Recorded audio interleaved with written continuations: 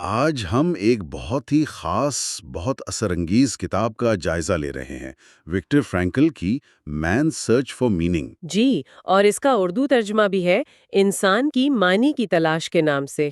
یہ کتاب انسانی جذبات اور حوصلے کی ایک بہت گہری داستان ہے۔ بالکل، یہ کتاب ڈاکٹر فرینکل کے اپنے ذاتی تجربات پر مبنی ہے جو انہیں سیکنڈ ورلڈ وار کے دوران نازی کنسنٹریشن کیمپس میں سہنے پڑے۔ اور وہ پیشے سے ایک سائیکیٹرسٹ تھے۔ جی ہاں، اور انہی قید کے سالوں میں انہوں نے اپنے مشہور نظریے لوگو تھراپی اس کی بنیادیں اور مضبوط کیں۔ لوگو تھراپی کا اصل فوکس زندگی میں آپ کہہ لیں معنی یا میننگ تلاش کرنے پر ہے۔ ہمارے پاس جو مواد ہے وہ اس کتاب کے 1992 کے ایڈیشن کا پریفیس ہے، یعنی دیباچہ، اور پہلا باب experiences in a concentration camp, یا اردو میں کہیں تو کنسنٹریشن کیمپ کے تجربات۔ اور آج کے اس گفتگو کا مقصد یہی ہے کہ فرینکل کے جو شروع کے تجربات تھے ان کی کتاب لکھنے کے پیچھے کیا وجہ تھی، اور کیمپ کی زندگی کی وہ جو سائیکالوجیکل حقیقتیں ہیں ان کو سمجھا جائے، جیسا انہوں نے خود بیان کیا ہے۔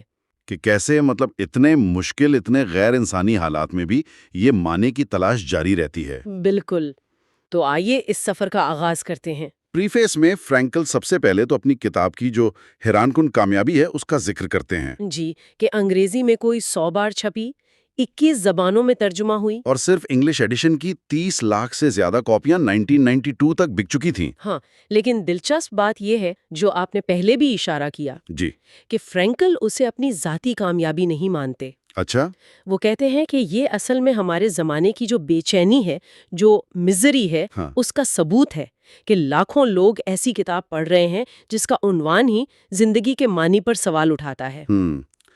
یہ سوال لوگوں کے لیے بہت بنیادی، بہت اہم ہو گیا ہے۔ بالکل، کتاب کے جیسا آپ نے کہا 2 حصے ہیں۔ ٹھیک، پہلا تو ان کی آپ بیتی ہے، کیمپ کے تجربات، جی، اور دوسرا حصہ ان کا نظریہ ہے، لوگو تھراپی، اس کا خلاصہ۔ تو پہلا حصہ ان کی کہانی، وہ ان کے نظریات کو ایک طرح سے کیا کہیں گے، وجودی تصدیق، ایگزسٹینشل ویلیڈیشن، جی ہاں، وہ فراہم کرتا ہے۔ اور یہ کتاب انہوں نے 1945 میں صرف 9 دنوں میں لکھی تھی، جی، اور ان کا اصل ارادہ تھا کہ یہ کتاب گمنام یعنی انونیمس شائع ہو۔ پہلا جو جرمن ایڈیشن تھا وہ ان کے نام کے بغیر چھپا تھا۔ وہ صرف یہ پیغام دینا چاہتے تھے کہ زندگی ہر حال میں، بدترین حالات میں بھی پوٹینشلی میننگ فل ہو سکتی ہے، معنی خیز ہو سکتی ہے۔ وہ کامیابی کے پیچھے بھاگنے سے بھی منع کرتے ہیں۔ اپنے اسٹوڈنٹس کو کہتے تھے ہاں، یہ بہت اہم نکتہ ہے کہ سکسیس کو ٹارگٹ مت بناؤ۔ کامیابی تو بس ایک ان انٹینڈڈ سائیڈ ایفیکٹ ہے۔ ہاں، کسی بڑے مقصد کے لیے آپ کی ڈیڈیکیشن کا، یا کسی دوسرے انسان کے لیے آپ کے سمرپن کا، اسے بس ہونے دو، اس کی فکر نہ کرو۔ پریفیس میں ایک اور بہت اہم واقعہ ہے جب فرینکل کو امریکہ جانے کا ویزا ملا۔ جی جی، کیا وہ انہیں اس خطرے میں اکیلا چھوڑ دیں؟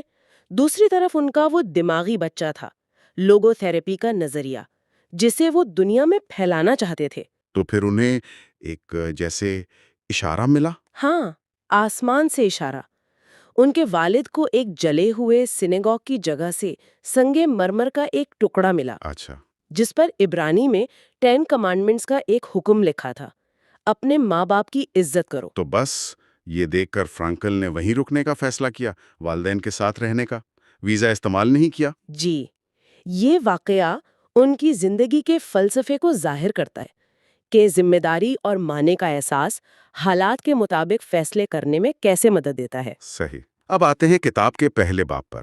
عنوان ہے experiences in a concentration camp, یا کنسنٹریشن کیمپ کے تجربات۔ ہاں، فرینکل شروع میں ہی یہ واضح کر دیتے ہیں کہ یہ باب صرف حقائق یا واقعات کا بیان نہیں ہے، بلکہ ان لاکھوں قیدیوں کے ذاتی احساسات اور تجربات کا عکس ہے۔ اور ان کا فوکس بڑی بڑی دہشت ناک باتوں پر نہیں، بلکہ روزمرہ کی ان چھوٹی چھوٹی اذیتوں پر ہے، وہ ملٹیٹیوڈ آف اسمال ٹارمنٹس جن کا اثر اوسط قیدی کے ذہن پر پڑتا تھا۔ اور یہ تجربات بھی مشہور کیمپس جیسے آؤشوِٹز کے نہیں ہیں؟ نہیں، بلکہ زیادہ تر چھوٹے کیمپس کے ہیں جہاں اصل تباہی ایکسٹرمینیشن زیادہ ہوئی۔ اور یہ کہانی بھی بڑے ہیروز کی نہیں، بلکہ گمنام، بے نام قربان ہونے والوں کی ہے۔ اسی سلسلے میں وہ کاپوز کا ذکر کرتے ہیں۔ جی، کاپوز یہ وہ قیدی تھے جنہیں کچھ خاص مراعات پریویلیجز ملتی تھیں۔ اور وہ دوسرے قیدیوں پر اکثر گارڈ سے بھی زیادہ سختی کرتے تھے۔ بالکل، ان کا انتخاب ہی اکثر ان کی بے رحمی کی بنیاد پر ہوتا تھا۔ قیدیوں کے درمیان بقا کی، سروائیول کی ایک مسلسل بے رحم جنگ جاری تھی۔ روٹی کے ایک ٹکڑے کے لیے، اگلی سانس کے لیے۔ جی، اور جب وہ ٹرانسپورٹ لسٹس لگتی تھیں جن کا مطلب اکثر موت یعنی گیس چیمبر ہوتا تھا، تو قیدیوں میں شدید کشمکش پیدا ہو جاتی تھی۔ ہر کوئی اپنا یا اپنے دوست کا نام اس لسٹ سے نکلوانے کی کوشش کرتا، چاہے اس کے لیے کسی اور کو، کسی انجان قیدی کو قربان کرنا پڑے۔ کیونکہ قیدی تو بس ایک نمبر تھے، ان کی شناخت، ان کا نام سب مٹا دیا گیا تھا۔ جی، اکثر تو جلد پر گود دیا جاتا تھا نمبر۔ فرانکل ایک بہت چونکا دینے والی بات کہتے ہیں۔ کون سی؟ ہم میں سے جو بہترین تھے وہ واپس نہیں آئے۔ ہاں، ان کا اشارہ ان لوگوں کی طرف تھا جو اپنے اخلاقی اصولوں پر قائم رہے اور سروائیول کے لیے ہر حد پار کرنے کو تیار نہیں ہوئے۔ تو جو بچ گئے وہ اکثر وہی تھے جنہوں نے سب کچھ داؤں پر لگا دیا تھا۔ بدقسمتی سے اکثر ایسا ہی تھا۔ بے ایمانی، طاقت کا استعمال، چوری، دھوکہ دہی۔ ایسے تجربات کو لفظوں میں بیان کرنا فرانکل کہتے ہیں بہت مشکل ہے۔ ہاں، جو باہر تھا وہ سمجھ نہیں سکتا، اور جو اندر تھا وہ اس وقت ضروری لا تعلقی، وہ آبجیکٹیوٹی نہیں رکھ سکتا تھا۔ اسی لیے انہوں نے پہلے سوچا تھا کہ صرف اپنے قیدی نمبر 119104 کے ساتھ لکھیں۔ جی، لیکن پھر انہیں لگا کہ نہیں، نام کے ساتھ لکھنے کی ہمت ہونی چاہیے۔ شروع میں وہ وہاں سائکیاٹرسٹ کے طور پر کام نہیں کر رہے تھے۔ نہیں، سوائے آخری چند ہفتوں کے زیادہ تر تو مزدوری کرتے تھے، جیسے ریلوے لائنیں بچھانا۔ انہیں ایک بار کام کے انعام میں پریمیم کوپنز بھی ملے۔ ہاں، جو سگریٹ یا اضافی سوپ کے لیے استعمال ہو سکتے تھے۔ اور سگریٹ پینا وہ ایک نشانی سمجھا جاتا تھا۔ جی، اکثر ان قیدیوں کی نشانی جو جینے کی امید چھوڑ چکے تھے اور بس اپنی آخری چھوٹی سی لگژری کو انجوائے کرنا چاہتے تھے۔ فرینکل نے قیدیوں کے جو نفسیاتی رد عمل تھے، سائیکولوجیکل ریاکشنز، ان کو 3 مراحل یعنی فیزز میں تقسیم کیا ہے۔ پہلا فیز ہے شاک، کیمپ میں داخل ہونے کے فوراً بعد کا صدمہ۔ اور یہ شوق تو ٹرین کے سفر سے ہی شروع ہو گیا تھا، آؤشوِٹز جانے والی ٹرین۔ جی، ایک کوچ میں 80 لوگ سامان پر لیٹے، اسٹیشن کا نام سنتے ہی دل بیٹھ گیا۔ کیمپ کا منظر، خاردار تاریں، واچ ٹاورز، سرچ لائٹس۔ پھٹے حال قیدیوں کی قطاریں، چیختے ہوئے حکم۔ فرانکل کو لگا جیسے وہ پھانسی گھاٹ پر آ گئے ہیں۔ ٹرین سے اترتے ہی کچھ وردی والے قیدی نظر آئے، سر منڈے ہوئے مگر صحت مند لگ رہے تھے۔ ہاں، وہ ریسیپشن اسکواڈ تھا۔ وہ نئے آنے والوں کا مذاق اڑا رہے تھے، جو اس ماحول میں بہت عجیب لگا۔ فرانکل کو ایک لمحے کے لیے جھوٹی امید ہوئی، وہ ڈیلیوژن آف ریپریو، کہ شاید وہ بھی بچ جائیں گے۔ جی، پھر وہ ایس ایس آفیسر کا مشہور فنگر گیم، انگلی کا اشارہ، دائیں طرف کام، بائیں طرف سیدھا گیس چیمبر۔ 90% لوگ بائیں طرف بھیج دیے گئے، اور یہیں فرانکل کو پتا چلا کہ ان کا دوست پی بھی انہی 90% میں تھا۔ پھر وہ کلینزنگ سٹیشن آیا۔ گھڑیاں، زیورات سب لے لیے گئے۔ فرانکل نے اپنی وہ سائنس کی مینuscript بچانے کی کوشش کی۔ تو ایک پرانے قیدی نے کہا، شٹ! ہاں، اس لمحے فرانکل نے اپنی پوری پچھلی زندگی کو ذہنی طور پر ختم کر دیا۔ کپڑے اتروائے گئے، سر سمیت پورے جسم کے بال مونڈ دیے گئے۔ اسی شوق کے دوران فرانکل نے نوٹ کیا کہ قیدیوں میں ایک عجیب قسم کا، کیا کہیں، سیاہ مزہ، گرم سینس آف ہیومر اور تجسس، کیوریوسٹی بھی۔ جی، یہ شاید ایک حفاظتی میکانزم تھا۔ حیرت ہوتی تھی کہ اتنی ٹھنڈ، گندگی، بھوک کے باوجود وہ فوراً بیمار کیوں نہیں پڑ رہے؟ دوستوفسکی کا قول یاد آتا ہے، انسان ہر چیز کا عادی ہو سکتا ہے۔ خودکشی کا خیال بہت عام تھا، تار میں بھاگ جانا۔ لیکن فرانکل نے خودکشی نہ کرنے کا فیصلہ کیا۔ ان کا کہنا تھا بچنے کے چانس ویسے ہی اتنے کم تھے کہ خودکشی کی زحمت اٹھانا بیکار تھا۔ ایک دوست نے مشورہ دیا، روز شیو کرو، چاہے شیشے کے ٹکڑے سے، تاکہ صحت مند لگو، کیونکہ جو کمزور بیمار لگتے تھے، جنہیں موزلم کہا جاتا تھا، انہیں سلیکشن میں فوراً گیس چیمبر بھیج دیا جاتا تھا۔ لیسنگ کا کال ہے، کچھ چیزیں ایسی ہوتی ہیں جو آپ کو اپنا ہوش کھونے پر مجبور کر دیتی ہیں، ورنہ آپ کے پاس کھونے کو کچھ نہیں ہوتا۔ مطلب غیر معمولی حالات میں غیر معمولی رد عمل ہی نارمل ہے۔ کچھ دنوں کے بعد قیدی اس پہلے فیز سے نکل کر دوسرے میں داخل ہو جاتے تھے، ایپیتھی۔ بے حسی۔ جی، بے حسی۔ یہ ایک قسم کی جذباتی موت تھی، ایموشنل ڈیتھ۔ یہ صرف اداسی نہیں تھی بلکہ جذبات کا جیسے سوئچ آف ہو جانا تھا۔ تاکہ روز کی دہشت کو برداشت کیا جا سکے۔ بالکل۔ یہ ایپیتھی کیسے پیدا ہوتی تھی؟ فرینکل بتاتے ہیں کہ گھر والوں کی یاد، آس پاس کی گندگی سے گھن، یہ سب جذبات آہستہ آہستہ ختم ہو گئے۔ اگر کوئی گھن ظاہر کرتا تو اسے سزا ملتی۔ جی، اس لیے نارمل رد عمل دب گئے۔ دوسرے قیدیوں کو پٹتے دیکھ کر لوگ نظریں نہیں پھیرتے تھے۔ خوفناک منظر، جیسے کسی مریض کی ٹھنڈ سے کالی پڑی انگلیوں کو چمٹی سے توڑتے دیکھنا۔ اس پر بھی کوئی خاص احساس پیدا نہیں ہوتا تھا۔ موت اتنی عام تھی کہ مرتے ہوئے یا مردہ انسان کو دیکھنا روز کا معمول تھا۔ لوگ فوراً مردہ جسم سے جو کچھ مل سکتا تھا، آلو، جوتے، کوٹ لے لیتے تھے۔ فرینکل نے خود ایک لاش کو گھسیٹتے ہوئے دیکھا اور سوپ پیتے رہے۔ یہ بے حسی، یہ ایپتھی ایک ضروری نفسیاتی ڈھال، ایک پروٹیکٹیو شیلڈ بن گئی تھی۔ روز کی مار پیٹ جسم پر تو اثر کرتی تھی، لیکن فرینکل کہتے ہیں کہ جسمانی درد سے زیادہ ناانصافی، انجسٹس اور غیر معقولیت، irrationality تکلیف دیتی تھی۔ جیسے لائن میں ذرا سا ہلنے پر سر پر پڑنے والی مار، یا گارڈ کا اس طرح پتھر پھینکنا جیسے کسی جانور کو بلا رہے ہوں۔ اس میں چھپی ہوئی توہین، وہ انسلٹ، سب سے زیادہ چبھتی تھی۔ اسی طرح جب ایک فورمن نے فرینکل کو سور کہا اور پوچھا کہ کیا وہ بزنس مین تھا، تو فرینکل کے جواب پر، میں ڈاکٹر تھا، اسپیشلسٹ، فورمن نے اسے مارا۔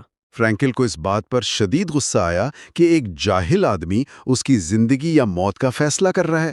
لیکن اس ایپتھی کے دوران بھی قیدیوں کی ذہنی زندگی میں ایک قسم کی ریگریشن یا پسپائی آئی۔ ان کے خواب بھی بہت بنیادی ضرورتوں تک محدود ہو گئے۔ جی، روٹی، کیک، سگریٹ، گرم غسل، کھانے کا جنون سب پر طاری تھا، جو ظاہر غذائی قلت، میل نیوٹریشن کا نتیجہ تھا۔ قیدیوں کی گفتگو اکثر کھانے کے گرد گھومتی تھی، ترکیبیں بانٹتے تھے۔ ہاں، مستقبل کی دعوتوں کے منصوبے بناتے۔ فرینکل اسے خطرناک سمجھتے تھے۔ عجیب بات یہ ہے کہ ذہنی اور جسمانی پستی کے باوجود فرینکل نے نوٹ کیا کہ کچھ لوگوں کی اندرونی اور روحانی زندگی، انر اسپرچول لائف، اور گہری ہو گئی۔ خاص طور پر وہ لوگ جو پہلے سے حساس طبیعت، سینسٹیو کانسٹیٹیوشن کے مالک تھے۔ جسمانی طور پر انہیں زیادہ تکلیف ہوتی تھی، لیکن ان کی اندرونی دنیا زیادہ مضبوط ثابت ہوئی۔ جی ہاں، وہ اپنی انر ریچز اور روحانی آزادی میں پناہ لیتے تھے۔ یہ ایک پیراڈاکس تھا کہ کمزور جسم والے بعض اوقات مضبوط جسم والوں سے بہتر سروائیو کر گئے۔ یہ اندرونی زندگی کی گہرائی کیسے محسوس ہوتی تھی؟ فرینکل نے مثالیں دی ہیں۔ جیسے کام پر جاتے ہوئے، ٹھنڈ میں ٹھوکریں کھاتے ہوئے، اپنی بیوی کے بارے میں سوچنا۔ انہوں نے اپنی بیوی کا چہرہ اتنی وضاحت سے تصور کیا، اس کی آواز سنی، اس کی مسکراہٹ دیکھی۔ جی، اس لمحے انہیں احساس ہوا کہ محبت، لو، انسان کا آخری اور سب سے بلند مقصد ہے۔ انسان کی نجات محبت کے ذریعے ہی ممکن ہے۔ وہ کہتے ہیں کہ اگر انسان کے پاس کچھ بھی نہ بچے، تب بھی اپنے محبوب کا تصور اسے خوشی دے سکتا ہے۔ انہیں احساس ہوا کہ ان کی بیوی کی روح ان کے ساتھ ہے، چاہے وہ جسمانی طور پر زندہ ہو یا نہ ہو۔ محبت جسم سے اوپر کی چیز ہے۔ محبت موت کی طرح مضبوط ہے۔ اسی طرح قدرت، نیچر اور فن، آرٹ کی خوبصورتی کا احساس بھی کیمپ میں پہلے سے زیادہ شدت سے ہوتا تھا۔ ایک شام ڈھلتے سورج کو دیکھ کر ایک قیدی نے کہا، دنیا کتنی خوبصورت ہو سکتی تھی۔ کیمپ میں کبھی کبھار کیبرے کا اہتمام ہوتا، گانے، نظمیں، لطیفے۔ ایک دفعہ ایک قیدی نے لنچ بریک میں اطالوی اوپرا گایا تو اسے بدلے میں ڈبل سوپ ملا۔ فرینکل نے خود ایک قاتل کیپو کی لکھی نظموں پر زبردستی تالیاں بجا کر اپنی جان بچائی۔ جی، یہ فن اور کیمپ کے وحشی ماحول کا عجیب تضاد تھا۔ ہیومر یعنی مزاح بھی ایک ہتھیار تھا۔ ہاں، روح کا ہتھیار۔ فرینکل نے ایک دوست کے ساتھ مل کر روز ایک مزاحیہ کہانی بنانے کا معمول بنایا۔ مزاح انسان کو تھوڑی دیر کے لیے اپنے حالات سے اوپر اٹھنے اور ایک ڈیٹیچمنٹ پیدا کرنے میں مدد دیتا ہے۔ یہ سب جینے کا فن، آرٹ آف لیونگ، سیکھنے کے طریقے تھے، یہاں تک کہ انتہائی مشکل حالات میں۔ فرینکل نے تکلیف کی نسبیت، ریلیٹیوٹی آف سفرنگ پر بھی غور کیا۔ انہوں نے کہا کہ تکلیف گیس کی طرح ہوتی ہے، جو کسی بھی جگہ کو پوری طرح بھر دیتی ہے، چاہے وہ جگہ کتنی ہی چھوٹی کیوں نہ ہو۔ مطلب انسانی تکلیف کا حجم ریلیٹیو ہوتا ہے۔ جی، اس لیے کیمپ میں چھوٹی سی چیز بھی بہت بڑی خوشی بن سکتی تھی۔ جیسے یہ خبر کہ ٹرانسپورٹ ٹرین بدنام موت ہاؤزن کے بجائے صرف ڈکاؤ جا رہی ہے، قیدیوں کو جشن منانے پر مجبور کر دیتی تھی، یا ڈاکاؤ میں یہ جان کر خوش ہونا کہ وہاں گیس چیمبر نہیں، جبکہ انہیں سزا کے طور پر بارش میں کھڑا رکھا گیا تھا۔ اسے فرینکل نے نیگیٹو ہیپینس کہا ہے۔ ایو سے نجاتی خوشی ہے۔ ان تجربات کے بیچ فرینکل نے انسانی آزادی، ہیومن فریڈم کے سوال پر غور کیا۔ کیا انسان صرف اپنے ماحول اور حالات کا پروڈکٹ ہے؟ کیمپ کے تجربات نے انہیں سکھایا کہ ایسا نہیں ہے۔ کچھ لوگ تھے جنہوں نے انتہائی مشکل حالات میں بھی شرافت، ہمدردی اور قربانی کا مظاہرہ کیا۔ اس سے فرینکل اس نتیجے پر پہنچے کہ انسان سے سب کچھ چھینا جا سکتا ہے سوائے ایک چیز کے، آخری انسانی آزادی، یعنی کسی بھی دیے گئے حالات میں اپنا رویہ، اپنا ایٹیٹیوڈ منتخب کرنے کی آزادی۔ اس کا مطلب یہ ہوا کہ قیدی کا کردار صرف کیمپ کے اثرات کا نتیجہ نہیں تھا۔ نہیں، بلکہ اس کے اندرونی فیصلوں کا بھی نتیجہ تھا۔ کچھ لوگ تھے جنہوں نے اپنا وقار، ڈگنیٹی برقرار رکھا۔ دوستویسکی کا وہ کال جو فرینکل اکثر دہراتے تھے، مجھے صرف ایک چیز کا ڈر ہے کہ میں اپنی تکالیف کے لائق نہ ثابت ہوں۔ یعنی تکلیف کو اس طرح برداشت کرنا کہ وہ آپ کی شخصیت کو پست نہ کرے بلکہ بلند کرے۔ یہ ایک اندرونی کامیابی ہے، اور یہی روحانی آزادی، اسپریچول فریڈم، زندگی کو معنی دیتی ہے۔ تو پھر زندگی میں معنی کہاں سے آتے ہیں؟ فرینکل کے مطابق 3 طریقے ہیں۔ پہلا، کوئی کام کر کے یا کچھ تخلیق کریٹ کر کے۔ دوسرا، کسی چیز کو تجربہ ایکسپیرینس کر کے یا کسی سے محبت کر کے، جیسے قدرت کی خوبصورتی، آرٹ یا کسی انسان سے تعلق۔ اور تیسرا، اس رویے، ایٹیٹیوڈ کے ذریعے جو ہم اس تکلیف کے خلاف اپناتے ہیں جسے ہم بدل نہیں سکتے، یعنی اپنی صلیب، اپنی کراس کو اٹھانا۔ کیمپ میں سب سے زیادہ تکلیف دہ چیزوں میں سے ایک قید کی غیر یقینی مدت تھی۔ جی، انسرٹنٹی آف ڈیوریشن، یہ provisional existence of unknown limit تھا۔ جب انسان کو اپنے مستقبل کا کوئی ہدف نظر نہیں آتا تو وہ ماضی میں جینا شروع کر دیتا ہے اور اپنی اندرونی ہمت کھو بیٹھتا ہے۔ اس کے مقابلے میں جن لوگوں کا کوئی مستقبل کا مقصد ہوتا تھا وہ بہتر کوپ کر پاتے تھے۔ یہاں نیچے کا وہ مشہور کال آتا ہے، جس کے پاس جینے کا کیوں، وائی ہو، وہ تقریباً ہر کیسے ہاؤ برداشت کر سکتا ہے۔ تو فرینکل کا کام سائیکو تھراپی میں قیدیوں کو جینے کا یہ کیوں دینا تھا، تاکہ وہ کیمپ کے کیسے کو جھیل سکیں۔ فرینکل نے دیکھا کہ جب قیدی یہ کہتے تھے مجھے اب زندگی سے کوئی امید نہیں رہی، تو انہیں یہ سمجھانا ضروری تھا کہ اصل سوال یہ نہیں ہے کہ ہم زندگی سے کیا امید رکھتے ہیں، بلکہ یہ ہے کہ زندگی ہم سے کیا امید رکھتی ہے۔ جی، زندگی ہم سے ہر لمحہ سوال پوچھ رہی ہے، اور اس کا جواب ہمیں اپنے عمل اور رویے سے دینا ہے۔ ہر انسان کی ذمہ داری منفرد، یونیک ہے۔ انہوں نے 2 قیدیوں کی مثال دی جو خودکشی کرنا چاہتے تھے۔ دونوں نے کہا انہیں زندگی سے کوئی توقع نہیں۔ فرینکل نے انہیں یہ احساس دلایا کہ زندگی ان سے کچھ توقع رکھتی ہے۔ ایک کا بچہ باہر اس کا انتظار کر رہا تھا، دوسرے کا ایک علمی کام تھا جو صرف وہی پورا کر سکتا تھا۔ یہ احساس کہ ان کی زندگی کا ایک خاص مقصد ہے، انہیں جینے کی وجہ مل گئی۔ بالکل، کیوں؟ جاننے والا کیسے برداشت کر سکتا ہے؟ ایک بار کیمپ میں حالات بہت خراب تھے، سابوتاژ کی وجہ سے سب کو فاقے کی سزا ملی۔ روشنی چلی گئی، ماحول بہت مایوس کن تھا۔ سینئر وارڈن نے فرینکل سے کہا کہ وہ کچھ بات کرے۔ تو فرینکل نے ایک مختصر تقریر کی۔ اس تقریر میں انہوں نے کچھ اہم باتیں کہیں۔ پہلی، کہ ہماری حالت بدترین نہیں ہو سکتی تھی، اور جو زندہ ہیں ان کے پاس امید ہے۔ جو کچھ ہم نے گزارا ہے وہ مستقبل میں ہماری طاقت بن سکتا ہے۔ نیٹشے کا قول، جو مجھے مارتا نہیں مجھے مضبوط بناتا ہے۔ دوسری بات، مستقبل غیر یقینی ہے، لیکن کوئی نہیں جانتا کل کیا ہوگا، اس لیے امید نہیں چھوڑنی چاہیے۔ تیسرا، ہمارا ماضی، ہمارے تجربات، ہماری سوچ، ہماری تکلیف، وہ ہم سے کوئی نہیں چھین سکتا۔ وہ ہماری اصل دولت ہے، ہو چکنا بھی ہونے کی ایک قسم ہے۔ اور آخر میں کہ زندگی ہر حالت میں معنی رکھتی ہے، یہاں تک کہ تکلیف اور موت میں بھی۔ ہماری قربانی بیکار نہیں جائے گی اگر ہم اسے شرافت سے قبول کریں۔ کوئی ہے جو ہمیں دیکھ رہا ہے، دوست، بیوی، خدا، اور وہ چاہے گا کہ ہم ہمت نہ ہاریں۔ یہ پہلا باب ہمیں کنسنٹریشن کیمپ کی زندگی کی ایک جھلک دکھاتا ہے، لیکن صرف وحشت کی نہیں، بلکہ انسانی روح کی لچک، ریزیلینس اور معنی کی مسلسل تلاش کی بھی۔ کتاب کے پہلے حصے میں تو فرینکل نے کیمپ کی زندگی کی وہ ہولناک تفصیل بتائی ہے، لیکن دوسرے حصے میں وہ ان تجربات کا ایک طرح سے تجزیہ کرتے ہیں۔ وہ لکھتے ہیں کہ کیمپ کی زندگی نے انسان کی اندرونی حقیقت کو بالکل بے نقاب کر دیا۔ اور یہ بات بڑی دلچسپ ہے جو وہ کہتے ہیں کہ دنیا میں انسانوں کی صرف 2 ہی نسلیں ہیں، مہذب لوگ، ڈیسنٹ لوگ، اور غیر مہذب، انڈیسنٹ۔ اور یہ دونوں طرح کے لوگ ہر جگہ پائے جاتے ہیں، قیدیوں میں بھی تھے اور محافظوں میں بھی۔ یہ کوئی آسان قسم کی کلاسیفیکیشن نہیں ہے کہ یہ گروپ اچھا ہے وہ برا ہے۔ بالکل، فرینکل کا محافظوں پہ جو تجزیہ ہے وہ بہت بیلنسڈ ہے۔ وہ صاف کہتی ہیں کہ ہاں، کچھ تو باقاعدہ سیڈسٹ تھے جنہیں دوسروں کو تکلیف دینے میں مزہ آتا تھا اور انہیں خاص طور پر ایسی ڈیوٹیوں کے لیے چنا بھی جاتا تھا۔ پھر ایک بڑی تعداد ان کی تھی جن کے احساسات، آپ کہہ لیں، روز کی وہ بربریت دیکھ کر شاید مردہ ہو چکے تھے۔ وہ خود شاید ظلم نہ کرتے ہوں، لیکن وہ دوسروں کو روکتے بھی نہیں تھے۔ مطلب ایک طرح کی بے حسی۔ جی، بے حسی۔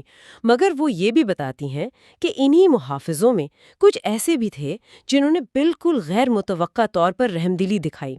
جیسے وہ ایک کیمپ کمانڈر کی مثال دیتی ہیں جس نے اپنی جیب سے پیسے خرچ کر کے قیدیوں کے لیے دوائیاں منگوائیں، جو کہ آپ سوچیں کتنا بڑا رسک تھا اس وقت۔ یا وہ ایک فورمین جو خود قیدی تھا مگر تھوڑا بہتر حیثیت میں، اس نے فرینکل کو چھپ کر اپنے حصے کی روٹی دی۔ تو فرینکل کہتی ہیں کہ ان حالات میں انسانیت کی یہ چھوٹی سی، ذرا سی جھلک بھی بہت بڑی بات تھی، بہت معنی رکھتی تھی۔ اور پھر وہ لمحہ جب رہائی ملی، عام طور پر تو ہم یہی سوچتے ہیں کہ بھئی سب خوشی سے پاگل ہو گئے ہوں گے، اتنے سالوں کی قید کے بعد آزادی۔ لیکن فرینکل کا تجربہ وہ کچھ اور بتاتے ہیں۔ وہ لکھتے ہیں کہ ایک عجیب سی کیفیت تھی، ایک بے حسی، ایک نمنس طاری تھی، جسے وہ ڈی پرسنلائزیشن کہتے ہیں۔ جیسے یہ سب حقیقت ہی نہیں لگ رہا، جیسے کسی اور کے ساتھ ہو رہا ہے۔ اور آزادی کا لفظ جس کا وہ سالوں سے سوچتے تھے، خواب دیکھتے تھے، وہ اچانک جیسے اپنا مطلب کھو بیٹھا تھا۔ یہ بات سمجھنا تھوڑا مشکل ہے۔ جی، یہ واقعی سمجھنا مشکل ہے جب تک ہم وہ شدت نفسیاتی دباؤ امیجن نہ کریں جس سے وہ لوگ گزرے تھے۔ آزادی کا احساس وہ فوراً نہیں آیا، جسم نے پہلے ری ایکٹ کیا۔ اچھا، کیسے؟ بے تحاشا بھوک لگی۔ وہ بتاتی ہیں کہ قیدی گھنٹوں بس کھاتے رہتے تھے، لیکن ذہنی طور پر اس آزادی کو قبول کرنے میں، اس پہ یقین کرنے میں وقت لگا۔ فرینکل خود اپنا واقعہ بتاتی ہیں کہ کیسے وہ کیمپ سے نکل کر کھیتوں میں چلتے گئے، پھر گھٹنوں کے بل بیٹھ گئے، ارد گرد دیکھا، اور تب بہت دھیرے دھیرے یہ احساس جاگا کہ میں آزاد ہوں۔ لیکن رہائی آسان نہیں تھی، اس کے اپنے خطرات تھے۔ فرینکل 3 بڑے نفسیاتی خطرات کا ذکر کرتی ہیں۔ پہلا، جسے وہ نفسیاتی بینڈز کہتی ہیں۔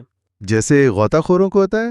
جی بالکل، جیسے غوطہ خور اگر بہت تیزی سے سطح پر آئے تو بیمار ہو جاتا ہے، ویسے ہی شدید دباؤ کے اچانک ہٹ جانے سے ذہنی صحت پر منفی اثر پڑ سکتا تھا۔ کچھ قیدی جو کل تک مظلوم تھے، وہ آزادی ملتے ہی جارحانہ ہو گئے، بدلہ لینے پر اتر آئے۔ دوسرا خطرہ تھا تلخی کا، بٹرنس کا۔ جب وہ لوگ گھروں کو لوٹے تو اکثر باہر کی دنیا کا رویہ بہت، آپ کہہ لیں، ترعدہ تھا، لاتعلقی کا تھا۔ اچھا، ہمیں تو پتہ ہی نہیں تھا کہ اتنا ظلم ہو رہا تھا، یا بھائی ہم نے بھی تو مشکل وقت گزارا ہے۔ یہ تلخی بہت گہری تھی۔ یہ بٹرنس والی بات تو واقعی بہت تکلیف دہ لگتی ہے کہ آپ اتنی اذیت سے گزر کر آئیں اور باہر کی دنیا اسے سمجھنے سے ہی قاصر ہو، یا شاید سمجھنا ہی نہ چاہتی ہو۔ بالکل۔ اور تیسرا خطرہ تھا مایوسی کا، ڈس ایلوژنمنٹ کا۔ ایک تو یہ جان کر کہ تکلیف کی کوئی حد نہیں ہوتی، آپ جتنا برا سوچ سکتے ہیں حقیقت اس سے بھی زیادہ بری ہو سکتی ہے۔ اور دوسری اور شاید سب سے بڑی مایوسی یہ تھی کہ جس شخص کی یاد یا امید کے سہارے انہوں نے کیمپ میں ہمت باندھے رکھی تھی، کوئی بیوی، کوئی بچہ، والدین، وہ اب دنیا میں نہیں رہے۔ یہ جاننا، یہ صدمہ ناقابل بیان تھا۔ لیکن فرینکلز کہتی ہیں کہ ان تمام تجربات سے گزرنے کے بعد ایک عجیب سی ہمت بھی پیدا ہوئی کہ اب خدا کے سوا کسی چیز سے ڈرنے کی ضرورت باقی نہیں رہی۔ تو انہی تجربات کی بنیاد پر فرینکل نے پھر نفسیات کی ایک نئی شاخ، لوگو تھراپی کی بنیاد رکھی۔ کتاب کا جو اگلا حصہ ہے، لوگو تھراپی ان اے نٹ شیل، وہ اسی پر ہے۔ لوگو کا مطلب ہے معنی۔ تو اس تھیوری کا مرکزی خیال کیا ہے، خاص طور پر اگر ہم اسے فرائیڈ یا ایڈلر کے نظریات سے کمپیئر کریں؟ جی، بنیادی فرق یہی ہے کہ دیکھیں، فرائیڈ نے کہا تھا کہ انسان کی بنیادی ڈرائیو وہ لذت کی خواہش ہے، پلیجر پرنسپل. ایڈلر نے کہا نہیں، طاقت کی خواہش ہے، ول ٹو پاور. لیکن فرینکل کہتی ہیں کہ انسان کی سب سے بنیادی، سب سے گہری خواہش جو ہے نا، وہ معنی کی تلاش ہے، ول ٹو میننگ. ہم سب اپنی زندگی میں ایک مقصد، ایک مطلب، ایک معنی ڈھونڈنا چاہتے ہیں. تو یہ صرف ایک فلسفیانہ بات نہیں ہے؟ نہیں، بالکل نہیں. وہ یورپ میں کیے گئے کچھ سرویز کا حوالہ بھی دیتی ہیں جن میں اکثریت نے یہی کہا کہ انہیں جینے کے لیے کسی نہ کسی مقصد کی ضرورت محسوس ہوتی ہے. اور اگر یہ معنی کی خواہش پوری نہ ہو، مطلب اگر کسی کو اپنی زندگی بے معنی لگے تو کیا ہوتا ہے؟ اسے فرینکل ایگزسٹینشل فرسٹریشن کہتی ہیں، یعنی وجودی مایوسی. اور یہ فرسٹریشن، یہ مایوسی بعض اوقات نوئے-جینک نیوروسس کو جنم دے سکتی ہے. نوئے-جینک نیوروسس یہ کیا ہیں؟ یہ وہ ذہنی یا اعصابی پریشانیاں ہیں جن کی جڑ کسی بچپن کے ٹراما یا نفسیاتی کانفلکٹ میں نہیں ہوتی، بلکہ انسان کے وجودی سوالات میں ہوتی ہے. ایگزسٹینشل پرابلمز میں، یعنی زندگی کے مقصد، اس کے معنی یا اپنی ذمہ داری کے بارے میں جو کشمکش ہوتی ہے نا، اس سے یہ پیدا ہوتی ہیں. وہ ایک امریکی سفارتکار کی مثال دیتی ہیں جو اپنے کام سے شدید ناخوش تھا. 5 سال تک سائیکو انالیسس کرواتا رہا. اور اس کا اینالسٹ اسے یہی سمجھاتا رہا کہ مسئلہ تمہاری اپنے والد سے لاشعوری نفرت ہے، لیکن اصل مسئلہ وجودی تھا. اسے اپنے کام میں کوئی معنی، کوئی مطلب نظر نہیں آتا تھا. تو فرینکل اس بات پر زور دیتی ہے کہ ہر قسم کی ذہنی تکلیف یا پریشانی بیماری نہیں ہوتی.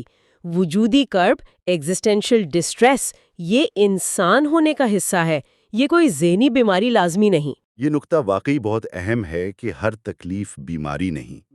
لیکن فرینکل تو اس سے بھی ایک قدم آگے جاتی ہیں. وہ نیورو ڈائنامکس کی بات کرتی ہیں، یعنی ایک خاص قسم کا ذہنی تناؤ، ٹینشن صحت کے لیے ضروری بھی ہو سکتا ہے. یہ بات تو تھوڑی کاؤنٹر انٹیوٹیو سی لگتی ہے. جی، عام طور پر تو یہی سمجھا جاتا ہے نا کہ ذہنی سکون کے لیے ہر قسم کے تناؤ سے بچنا چاہیے. لیکن فرینکل کہتی ہیں کہ نہیں، ایک صحت مند تناؤ ضروری ہے. یہ تناؤ ہے اس گیپ کی وجہ سے جو آپ ابھی ہیں اور جو آپ بن سکتے ہیں یا بننا چاہتے ہیں، یا جو آپ حاصل کر چکے ہیں اور جو ابھی حاصل کرنا باقی ہے. اچھا. نیچے کا وہ مشہور کال ہے نا جو فرینکل اکثر اوٹ کرتی ہیں، جس کے پاس جینے کے لیے کوئی کیوں ہو، وہ تقریباً ہر کیسے برداشت کر سکتا ہے. کیمپ میں انہوں نے خود دیکھا کہ جن قیدیوں کے ذہن میں مستقبل کا کوئی مقصد تھا، کسی پیارے سے ملنا تھا، کوئی ادھورا کام مکمل کرنا تھا، ان کے بچنے کے امکانات زیادہ تھے. فرینکل کو خود بھی تو زندہ رہنے کی ہمت اسی خیال سے ملی تھی کہ انہیں اپنا وہ مسودہ، مینوسکرپٹ دوبارہ لکھنا ہے جو کیمپ میں ان سے چھین گیا تھا. جب یہ صحت مند تناؤ نہیں ہوتا، جب زندگی میں کوئی مقصد نہیں ہوتا، تو پھر ایگزسٹینشل ویکیوم یعنی وجودیت کا خلا پیدا ہوتا ہے. اور یہ خلا پھر کیسے ظاہر ہوتا ہے؟ یہ خلا پھر بوریت، ڈپریشن، جارحیت یا نشے کی مختلف شکلوں میں، لوگ اسے پر کرنے کی کوشش کرتے ہیں. تو اگر ول ٹو میننگ اتنی بنیادی ہے، اتنی امپورٹنٹ ہے، اور اس کی کمی اتنے مسائل پیدا کرتی ہے، تو پھر سوال یہ ہے کہ فرینکل نے اس خلا کو پر کرنے کے، یعنی معنی تلاش کرنے کے کیا راستے بتائے؟ ظاہر ہے ان کے اپنے تجربات نے انہیں اس پر بہت گہرائی سے سوچنے پر مجبور کیا ہوگا. جی بالکل. فرینکل بنیادی طور پر 3 راستے بتاتی ہیں جن سے زندگی میں معنی پایا جا سکتا ہے. پہلا، کوئی کام کر کے یا کچھ تخلیق کر کے، بائی کریٹنگ اے ورک اور ڈوئنگ اے ڈیڈ. آپ کوئی پروجیکٹ مکمل کریں، کوئی چیز بنائیں، کسی مقصد کے لیے محنت کریں. دوسرا، کسی چیز کا تجربہ کر کے یا کسی شخص سے تعلق قائم کر کے، بائی ایکسپیرینسنگ سم تھنگ اور انکاؤنٹرنگ سم ون. اب یہ فطرت کی خوبصورتی سے لطف اندوز ہونا ہو سکتا ہے، آرٹ یا کلچر کو اپریشیٹ کرنا ہو سکتا ہے، یا سب سے بڑھ کر کسی دوسرے انسان سے محبت کرنا، اس کی ذات کی گہرائی کو سمجھنا. اور تیسرا راستہ، جو شاید ان کے تجربات کی روشنی میں سب سے منفرد ہے، اس تکلیف کے بارے میں اپنا رویہ طے کر کے جس سے بچا نہیں جا سکتا، by the attitude we take toward unavoidable suffering. یہ تیسرا راستہ یعنی تکلیف میں معنی تلاش کرنا، یہ بظاہر سب سے مشکل لگتا ہے. لیکن شاید فرینکل کے فلسفے کا یہ مرکزی نقطہ بھی ہے. لیکن کیا یہ تھوڑا خطرناک نہیں ہو سکتا؟ کیا اس سے یہ مطلب نہیں نکلتا کہ ہم تکلیف کو بس پیسیولی قبول کر لیں یا اسے گلوریفائی کریں؟ فرینکل اس ڈسٹنکشن کو کیسے واضح کرتے ہیں؟ یہ بہت اہم سوال ہے آپ کا. فرینکل بہت واضح کرتی ہیں کہ معنی کے لیے تکلیف ضروری نہیں ہے. مطلب کوئی یہ نہ سمجھے کہ ایک بامعنی زندگی گزارنے کے لیے دکھ اٹھانا لازمی شرط ہے. لیکن اگر تکلیف ناگزیر ہو، اناوائڈیبل ہو، جیسے کوئی لا علاج بیماری ہے، کسی پیارے کی موت ہو گئی یا آپ قید میں ہیں، ایسی صورتحال جسے آپ بدل نہیں سکتے، تو اس صورتحال میں بھی انسان کے پاس ایک آخری آزادی باقی رہتی ہے. وہ کیا؟ وہ ہے اپنا رویہ منتخب کرنے کی آزادی، اپنا ایٹیٹیوڈ. وہ یہ طے کر سکتا ہے کہ وہ اس تکلیف کا سامنا کیسے کرے گا. وہ اپنی ٹریجڈی کو، اپنی اس مشکل کو ایک اندرونی فتح، ایک انر ٹرائمف میں بدل سکتا ہے. فرینکل وہ بوڑھے ڈاکٹر کی مثال دیتی ہے نا، جو بیوی کی موت کے بعد شدید ڈپریشن میں تھے. فرینکل نے ان سے پوچھا، ڈاکٹر صاحب اگر آپ پہلے چلے جاتے اور آپ کی بیوی زندہ رہتی تو ان پہ کیا گزرتی؟ تو ڈاکٹر نے کہا، او یہ تو ان کے لیے بالکل ناقابل برداشت ہوتا. فرینکل نے جواب دیا، تو دیکھیے آپ نے انہیں اس تکلیف سے بچا لیا، لیکن اس کی قیمت یہ ہے کہ اب آپ کو زندہ رہ کر ان کا غم سہنا پڑ رہا ہے. تو اس ایک لمحے میں نا اس ڈاکٹر کو اپنے اس شدید دکھ میں ایک معنی نظر آ گیا، ایک قربانی کا پہلو. اور جب تکلیف کو اس طرح کا کوئی معنی مل جاتا ہے تو وہ محض اذیت نہیں رہتی. صحیح. وہ جیری لانگ کی مثال بھی دیتی ہیں، جو ایک حادثے میں گردن سے نیچے مفلوج ہو گئے تھے، مگر انہوں نے کہا، I broke my neck, it didn't break me. میرا جسم ٹوٹا، میں نہیں ٹوٹا. اور ہم دیکھتے بھی ہیں کہ لوگ قدرتی طور پر ان لوگوں کی زیادہ عزت کرتے ہیں جو بہت وقار اور ہمت سے مشکلات کا سامنا کرتے ہیں. محبت کے بارے میں اور زندگی کے عارضی ہونے، ٹرانزیٹورینس، اس کے بارے میں بھی فرینکل پر خیالات کافی گہرے ہیں. محبت کو وہ کس طرح دیکھتی ہیں؟ فرینکل کے نزدیک محبت صرف ایک جذبہ نہیں ہے، بلکہ یہ کسی دوسرے انسان کے اصل جوہر کو، اس کی ویری ایسنس کو سمجھنے کا نام ہے.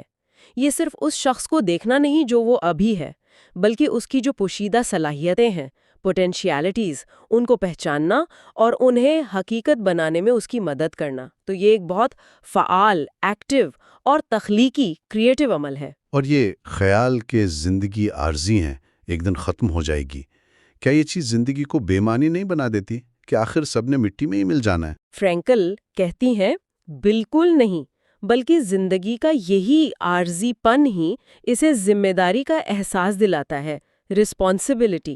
ذمہ داری؟ کیسے؟ کیونکہ ہر لمحہ گزر رہا ہے اور ہمیں انتخاب کرنا ہے کہ ہم اسے کیسے استعمال کرتے ہیں. جو موقع ہم گوا دیتے ہیں وہ ہمیشہ کے لیے چلا جاتا ہے، لیکن جو ہم کر گزرتے ہیں، جو اچھے کام ہم کرتے ہیں، جو تجربات حاصل کرتے ہیں، جو محبتیں نبھاتے ہیں، وہ ماضی کا حصہ بن کر محفوظ ہو جاتے ہیں. انہیں ہم سے کوئی نہیں چھین سکتا.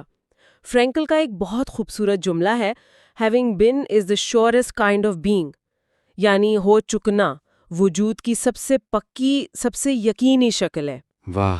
اس لحاظ سے وہ کہتی ہیں بوڑھے لوگوں کو مایوس نہیں ہونا چاہیے. نوجوانوں کے پاس مستقبل کے امکانات ہیں، پاسبلٹیز ہیں، تو بوڑھوں کے پاس ماضی کی حقیقتیں ہیں، ریالٹیز ہیں. ان کی گزاری ہوئی بامعنی زندگی، ان کی ہمت سے سہی ہوئی تکلیفیں، ان کی نبھائی ہوئی ذمہ داریاں، یہ سب ان کا اثاثہ ہے. یہ سب ملا کر فرینکل جس نتیجے پر پہنچتے ہیں اسے وہ ٹریجک آپٹیمزم کہتے ہیں. اس کا ذکر کتاب کے پوسٹ سکرپٹ میں ہے. یعنی زندگی کی جو تکالیف ہیں، انسان سے جو غلطیاں، جرم سرزد ہوتے ہیں، گلٹ اور موت کی جو حقیقت ہے، ان سب کے باوجود پر امید رہنا. یہ آپٹیمزم کیسے ممکن ہے؟ یہ آپٹیمزم اس یقین سے آتا ہے کہ انسان ان تینوں المناک پہلوؤں میں بھی، جسے وہ ٹریجک ٹرائیڈ کہتی ہیں، پین، گلٹ، ڈیتھ، ان میں بھی معنی تلاش کرنے کی صلاحیت رکھتا ہے. کیسے؟ تکلیف کو ایک انسانی کامیابی، ہیومن اچیومنٹ میں بدل کر، اپنی غلطیوں یا جرم کے احساس کو خود کو بہتر بنانے کا موقع سمجھ کر، اور زندگی کے عارضی پن کو ذمہ دارانہ عمل، رسپانسبل ایکشن کے لیے ایک تحریک، ایک موٹیویشن بنا کر. اس پورے نظریے کی بنیاد اصل میں آزادی اور ذمہ داری پر ہے. Freedom and responsibility.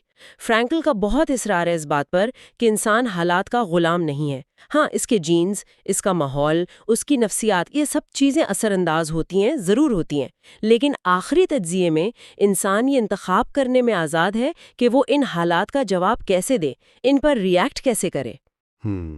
वो डॉक्टर जे की मिसाल देती हैं, जो नाजी कैंपों में अपनी सफाकी की वजह से मास मर्डरर कहलाता था, लेकिन जंग के बाद जब वो खुद कैदी बना तो अपने साथी कैदियों के लिए एक मिसाली, बहुत हमदर्द और मददगार इंसान साबित हुआ।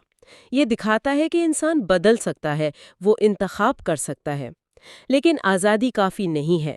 फ्रैंकल कहती हैं कि आज़ादी जिम्मेदारी के बगैर सिर्फ मनमानी बन जाती है, आर्बिट्रेरीनेस।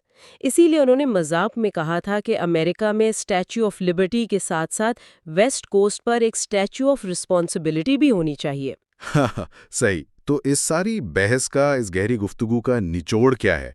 हमें अपनी जिंदगी कैसे गुजारनी चाहिए फ्रैंकल के मुताबिक? मेरे ख्याल में सबसे अहम पैगाम जिम्मेदारी का है। Live as if you were living already for the second time and as if you had acted the first time as wrongly as you are about to act now.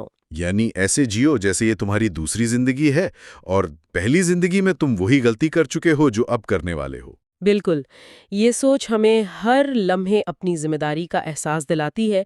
हमें अपनी इस आज़ादी को पहचानना है कि हम हर हाल में, हर सूरत हाल में अपना रवैया मुंतखब कर सकते हैं और हर सूरत हाल में मानी तलाश करने की कोशिश करनी है।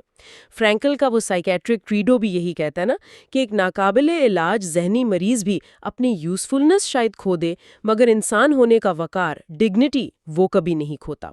हमें हमेशा इंसान को उसकी बीमारी या हालात से बढ़कर देखना चाहिए। चैलेंज हमारे लिए यही है कि हम खुद को इन मुहज़्ज़ब लोगों की अक़लियत में शामिल करने की कोशिश करें, जो इस मुश्किल दुनिया में, जिसने ऑशविट्ज़ भी देखा और हिरोशिमा भी, अपना पॉजिटिव किरदार अदा करने की कोशिश करते हैं। वाकई ये एक ऐसा पैगाम है जो इंतहाई तारीक, शदीद तकलीफ से निकला है, लेकिन उसकी रोशनी आज भी हमारी रोज़मर्रा की ज़िंदगियों में भी हमारी रहनुमाई कर सकती है। ये समझना कि हालात कितने ही मुश्किल क्यों ना हो, हमारा रद्द-ए-अमल, हमारा एटीट्यूड, वो हमेशा हमारे इख्तियार में रहता है और इसी इंतखाब में मानी पोशीदा है। बिल्कुल दुरुस्त कहा आपने। फ्रैंकल के नज़दीक ज़िंदगी हमसे मुसलसल सवाल पूछ रही है और हमें अपने अमल से, अपनी मोहब्बत से और यहाँ तक कि अपनी तकलीफ सहने के अंदाज से उसका जवाब देना होता है। माने कोई ऐसी ख्याली चीज़ नहीं जिसे हम बस ढूंढते फिरें, बल्कि ये वो चीज़ है जो हम अपने फैसलों और अपने रवैयों से खुद तख्लीक करते हैं, लम्हा ब लम्हा। इस किताब का बुनियादी सबक मेरे ख्याल में यही है कि इंसानी रूह में वो नाकाबिले तसव्वुर ताकत है कि वो बदतरीन हालात में भी ना सिर्फ जिंदा रह सकती है, बल्कि माने तलाश करके परवान चढ़ सकती है। आज की इस गुफ्तगू को समेटते हुए सुनने वालों के लिए एक सोच ये छोड़ी जा सकती है। फ्रैंकल सेल्फ ट्रांसेंडेंस पर, यानी खुद से मावरा होने पर बहुत जोर देते हैं कि मानी अक्सर तब मिलता है जब हम अपनी ज़ात, अपनी खुशी, अपनी परेशानियों से तवज्जो हटाकर किसी बड़े मकसद या किसी दूसरे इंसान पर फोकस करते हैं। तो सवाल यह है कि अगर हम रोज़मर्रा ज़िंदगी में अपनी खुशी हासिल करने की फ़िक्र से थोड़ा सा हटकर दूसरों की ज़िंदगी में या किसी बड़े मकसद में अपना हिस्सा डालने, कंट्रीब्यूशन करने पर ज़्यादा तवज्जो दें, तो क्या इससे हमारी अपनी मुश्किलात, अपनी परेशानियों को देखने का अंदाज़ बदल सकता है? इस पर ज़रूर